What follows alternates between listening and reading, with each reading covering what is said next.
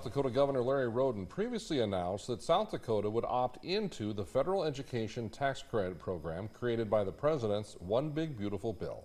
In our top story tonight, Grant Green has more from one school advocate about what she wants to see with the state appearing committed to pursuing school choice.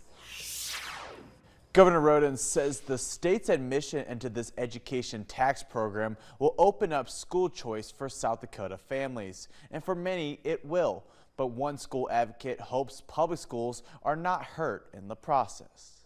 Stephanie Hegeman with the South Dakota Education Association says students deserve the best education for them, but shares the same concerns held with previous school choice bills pushed during the legislative session. We're just hoping that, the attacks on public education that we're anticipating in the legislature this year, that we are successful in killing some of those like we did last year. Individuals will be able to donate up to $1,700 to approved scholarship organizations for a 100% non-refundable tax credit. Rhoden hopes to bring attention to less traditional schooling options like classical, micro schools, and homeschooling. Several of them aren't accredited and do not have any accountability measures.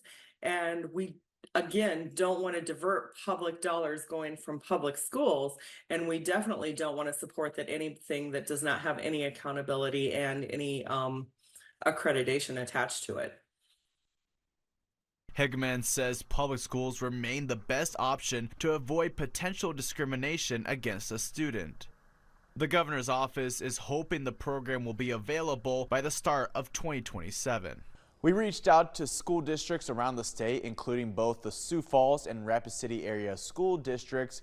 They said they are waiting on more details, but are looking forward to learning how public school students and their families can benefit from the program.